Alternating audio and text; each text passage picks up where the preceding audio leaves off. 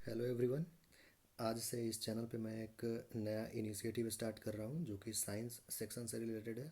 Exams कोई भी हो, चाहे यूपीएससी हो, बीपीएससी, जेपीएससी हो या फिर सेंट्रल या स्टेट एसएससी वाले एग्ज़ाम्स हो, साइंस सेक्शन कुछ लोगों के लिए परेशानी वाला होता है। बुक्स के डिफ़िकल्ट टर्म्स ना ही याद होते हैं और ना ही उन्हें हम इंटरेस्ट के साथ पढ़ पाते हैं। पार्टिकुलरली जो नॉन साइंस बैकग्राउंड जैसे कि आर्ट्स या कॉमर्स के स्टूडेंट होते हैं, उन्हें इस सब्जेक्ट में खासी परेशानी होती है। तो आज से ऐसे सभी स्टूडेंट्स के लिए मैं ये स्पेशल साइंस सीरीज स्टार्ट कर रहा हूँ, जिसमें मैं फिजिक्स, केमिस्ट्री और बायोलॉजी के ऐसे सारे टॉपिक्स को कवर करूँगा जो कि हाई प्रोबेबिलिटी टॉपिक्स हैं एग्ज़ाम के नज़रिए से, और जिनसे क्वेश्चन आना लगभग निश्चित होता है। इन शॉर्ट वीडियोस के माध्यम से मैं आसान भाषा में आसान डायग्राम्स के थ्रू सभी टॉपिक्स को समझाने की कोशिश करूँगा। खासकर जेपीएससी और बीपीएससी पीटी एग्ज़ाम में अपेयर होने वाले स्टूडेंट्स के लिए ये बहुत यूज़फुल रहने वाला है। दोनों ही पीटी एग्ज़ाम्स में लगभग 30 मार्क्स के क्वेश्चन सिर्फ साइंस के पूछे जाते हैं। 30 मार्क्स तो आप समझ सकते हैं कि ये कितना अधिक इम्पॉर्टेंट पोर्शन है हमारे एग्ज़ाम्स का। तो साइंस में फिजिक्स और बायोलॉजी ज़्यादा इंपॉर्टेंट है। जनरली ऐसा देखने को आया है कि केमिस्ट्री का वेटेज थोड़ा कम रहता है। तो सबसे पहले मैं बायोलॉजी स्टार्ट कर रहा हूँ आज की क्लास के साथ। ओके, तो बायोलॉजी स्टार्ट करते हैं। बिल्कुल प्रीलिम्स ओरिएंटेड होगा, फैक्ट्स होगा, कॉन्सेप्ट्स होगा, जो आपको एग्ज़ाम में क्वेश्चन सॉल्व करने में हेल्प करेगा।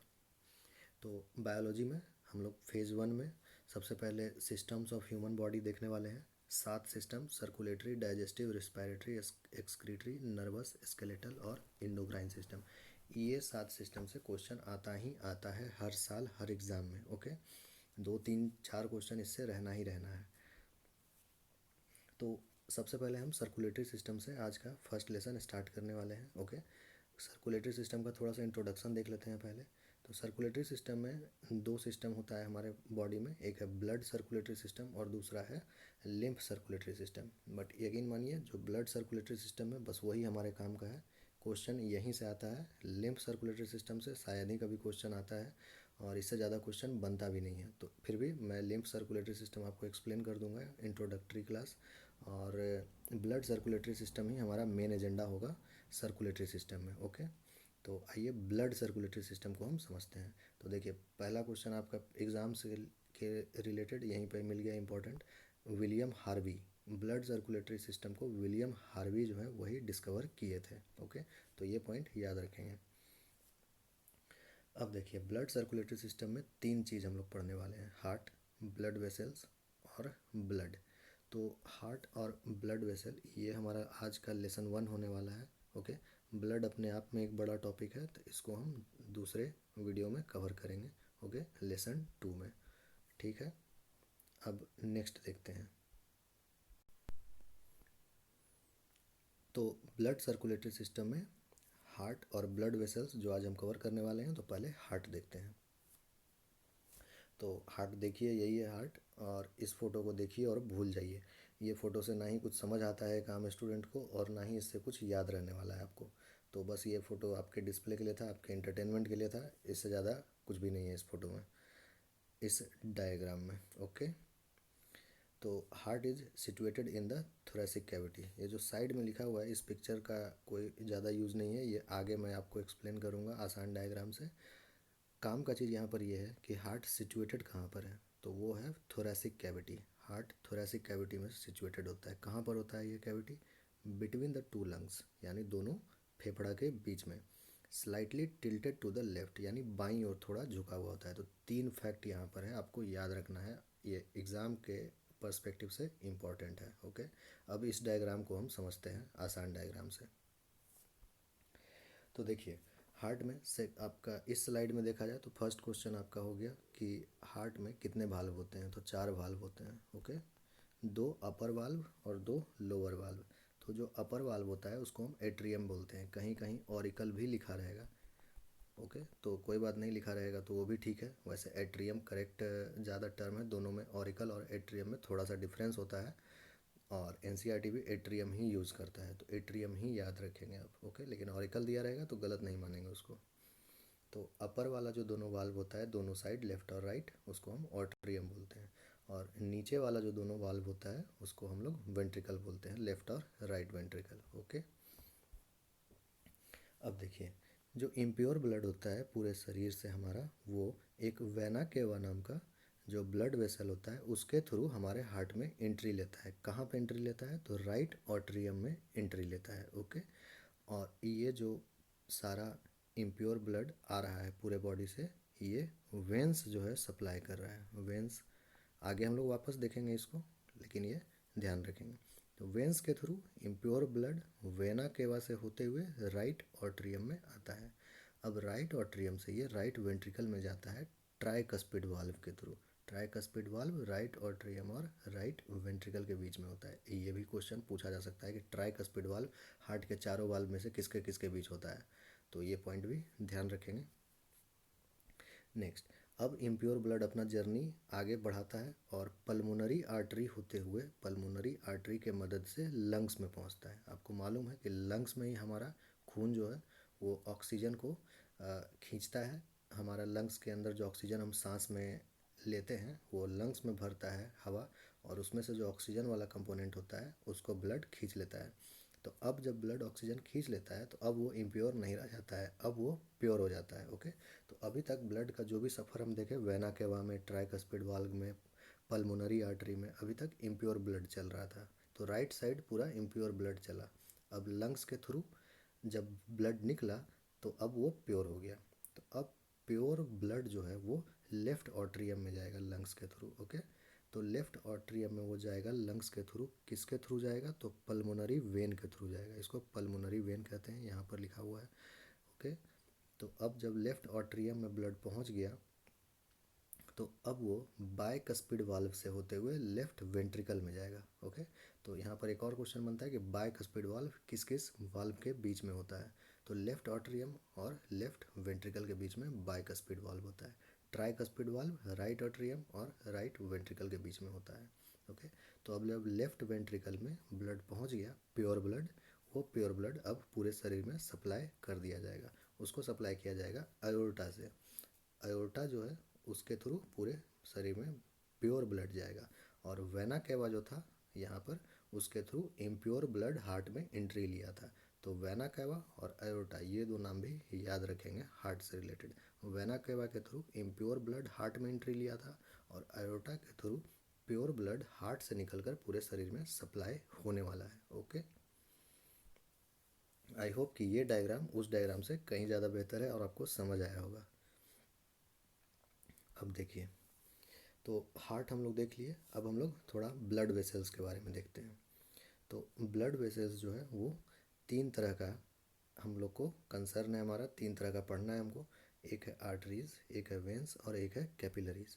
तो आर्टरीज जो होता है हमेशा याद रखिएगा, आर्टरीज में प्योर ब्लड होता है। ओके, जब अयोर्टा के थ्रू प्योर ब्लड निकला था तो वो प्योर ब्लड आर्टरीज के थ्रू पूरे शरीर में सप्लाई किया गया। ओके, एक एक्सेप्शन है पल्मोनरी आर्टरी, अभी ऊपर डायग्राम में हम देखे थे। ओके, जो राइट वेंट्रिकल से निकलकर लंग्स में गया था हमारा इम्प्योर ब्लड, वो पल्मोनरी आर्टरी के थ्रू गया था। तो सारा आर्टरी प्योर ब्लड सप्लाई करता है, सिर्फ एक पल्मोनरी आर्टरी को छोड़कर। नेक्स्ट देखिए वेंस। वेंस में impure blood is transported to heart. तो हार्ट के में जो इम्प्योर ब्लड पूरे शरीर से जा रहा है वो वेंस के थ्रू जा रहा है। ओके, जो वेना केवा के थ्रू एंट्री लिया था अपर वाला राइट वेंट्रिकल में, राइट ऑरिकल में, वहाँ पे वेंस के थ्रू वो सारा इम्प्योर ब्लड आया था। तो वेंस जनरली इम्प्योर ब्लड को पूरे शरीर से हार्ट की तरफ पहुँचाता है। एक एक्सेप्शन है पल्मोनरी वेन, जो लंग्स से जब निकला था प्योर ब्लड तो वो पल्मोनरी वेन के थ्रू हमारा लेफ्ट आर्ट्रिया में गया था या लेफ्ट एट्रियम में गया था। अभी फिर से हम एक बार रिवाइज करेंगे तो उसको देख लेंगे। और लास्ट है हमारा कैपिलरीज। कैपिलरीज जो है वो बेसिकली क्या करता है, वो एक तरह से कनेक्शन का काम करता है आर्टरीज और वेंस के थ्रू। ओके, ये सारा जो आखिर सर्कुलेशन हो रहा है ये किस लिए हो रहा है? ये हो रहा है शरीर का अलग अलग टिश्यूज़ और सेल्स में न्यूट्रिएंट्स और ऑक्सीजन पहुंचाने के लिए। ओके, तो ये जो आखिरी काम है, ओके, जैसे कोई पार्सल है जो कि ट्रेन से पहुंच गया, एरोप्लेन से पहुंच गया, लेकिन आखिरी जो पार्सल होता है वो साइकिल से जाता है घर तक या बाइक से जाता है घर तक। तो उसी तरह से समझ लीजिए ये कैपिलरी जो है आखिरी पार्सल का काम करता है। तो ये टिश्यूज़ और सेल्स को मटेरियल्स एक्सचेंज कराता है। ओके, और खुद इम्प्योर होकर वापस वेंस के थ्रू हार्ट में पहुंच जाता है। तो ये था आर्टरीज, वेंस और कैपिलरीज। ठीक है, अब देखिए एक बार रिवाइज कर लेते हैं। तो आप देखें, अभी पढ़े कि वेंस जो है वो इम्प्योर ब्लड को हार्ट में पहुंचाता है। सबसे पहले कहाँ आता है? राइट ऑट्रियम में आता है। किसके थ्रू आता है? तो वेना केवा के थ्रू आता है। अब राइट ऑट्रियम से राइट वेंट्रिकल में जाता है इम्प्योर ब्लड ट्राइकस्पिड वाल्व के थ्रू। उसके बाद राइट वेंट्रिकल से लंग्स में जाता है हमारा impure blood through pulmonary artery. लेकिन ऊपर ब्लड वेसल में हम क्या पढ़े कि आर्टरीज जो होता है वो प्योर ब्लड को ट्रांसपोर्ट करता है पूरे शरीर में। लेकिन देखिए ये आर्टरी जो है एक एक्सेप्शन है, पल्मोनरी आर्टरी, जिसमें कि इम्प्योर ब्लड है। अब जब लंग्स में प्योर हो जाता है एयर हमारा ब्लड, तो उसके बाद वो ब्लड पल्मोनरी वेन के थ्रू निकल कर जाता है लेफ्ट आर्ट्रियम में। ओके, तो हम लोग अभी ऊपर क्या पढ़े कि जो वेन्स है वो इम्प्योर ब्लड लेकर के आता है पूरे शरीर से हमारे हार्ट में। लेकिन ये पल्मोनरी वेन जो है ये एक एक्सेप्शन है, जो कि प्योर ब्लड अपने अंदर लिए हुए है। फिर लेफ्ट ऑट्रियम से blood, pure blood bicuspid valve से होते हुए लेफ्ट वेंट्रिकल में आता है, और लेफ्ट वेंट्रिकल से अब वो पूरे शरीर में सप्लाई किया जाता है थ्रू अयोर्टा। तो ये सारा इंपॉर्टेंट टर्म्स याद रखेंगे। Veins, impure blood vena cava के थ्रू राइट ऑट्रियम से right ventricle through tricuspid valve, right ventricle से लंग्स में जाता है थ्रू पल्मोनरी आर्टरी, लंग्स से जाता है लेफ्ट ऑट्रियम में through pulmonary vein, left atrium से लेफ्ट वेंट्रिकल में आता है बाइकस्पिड वाल्व के थ्रू, और लेफ्ट वेंट्रिकल से पूरे शरीर में सप्लाई किया जाता है आयोर्टा के थ्रू, और फिर आर्टरीज के थ्रू। तो ये है पूरा सर्कुलेशन हमारा हार्ट से संबंधित। ओके, अब देखिए कुछ मिसलेनियस फैक्ट देख लेते हैं कि हार्ट का फंक्शन और उसका कुछ ऐसा फैक्ट्स जो कि एग्ज़ाम में आया है, इसलिए हम यहाँ पे इंक्लूड किए हैं। तो वेंट्रिकल्स जब कॉन्ट्रैक्ट होता है तो ब्लड उससे बाहर निकल जाता है। ओके, और अयोर्टा में जाता है और आर्टरीज के थ्रू पूरे शरीर में सप्लाई किया जाता है प्योर ब्लड। तो इसमें क्या होता है, ये जो फेज होता है इसको सिस्टोल बोलते हैं, और इस प्रेशर को बोलते हैं सिस्टोलिक प्रेशर। ओके, तो जो हम 120/80 बोलते हैं, 120/80 ब्लड प्रेशर, उसमें जो 120 वाला पार्ट होता है आइडियली वो यही होता है, यही प्रेशर होता है सिस्टोलिक प्रेशर। जब वेंट्रिकल्स कॉन्ट्रैक्ट होता है तो जो प्रेशर जनरेट होता है ब्लड को पूरे शरीर में सप्लाई करने के लिए, वही होता है हमारा 120 वाला जो रीडिंग आता है। ओके, नेक्स्ट है वेंट्रिकल्स एक्सपैंड तो blood is pumped into ventricles from auricles, this is called diastole, या फिर इसको डायस्टोलिक प्रेशर बोलते हैं। ओके, तो इसमें क्या होता है, वेंट्रिकल्स एक्सपैंड करता है ताकि ऑरिकल्स से अपने अंदर ब्लड ले सके। ओके, तो इसी को बोलते हैं डायस्टोल फेज। और इस टाइम एक्सपैंड करने समय जो ब्लड पे प्रेशर जनरेट होता है उसी को बोलते हैं डायस्टोलिक प्रेशर। जो ब्लड प्रेशर का रीडिंग में 120/80 होता है, तो जो 80 वाला पार्ट होता है वो यही डायस्टोलिक प्रेशर होता है। ओके, तो द कंपोजिट फॉर्म ऑफ एक सिस्टोल और एक डायस्टोल को हम एक हार्ट बीट कहते हैं। एक बार सिस्टोल हुआ फिर डायस्टोल हुआ तो उसी को एक हार्ट बीट कहेंगे। Heart beat of an adult healthy person is 72 beat per minute. Okay, fact है, याद रखेंगे। एक आम हेल्दी पर्सन का हार्ट बीट 72 बीट प्रति मिनट होता है। Systole by diastole for a healthy person is 120/80, पहले ही बता दिया आप लोगों को। हाई बीपी 140/90 यानी 140/90 या इससे ज़्यादा एक बार आने से नहीं होता है। एक बार तो आदमी अगर दौड़ ले या कुछ भी वैसा काम कर ले तो उसका ब्लड प्रेशर बढ़ जाता है, तो ऐसा नहीं है। अगर परसिस्टेंटली बढ़ा हुआ रहता है over a period of time, तब उसको बोलेंगे कि वो उसको हाई ब्लड प्रेशर है। ओके, और ये रीडिंग वो 140/90 से ज़्यादा होना चाहिए कंसिस्टेंटली कुछ टाइम के लिए।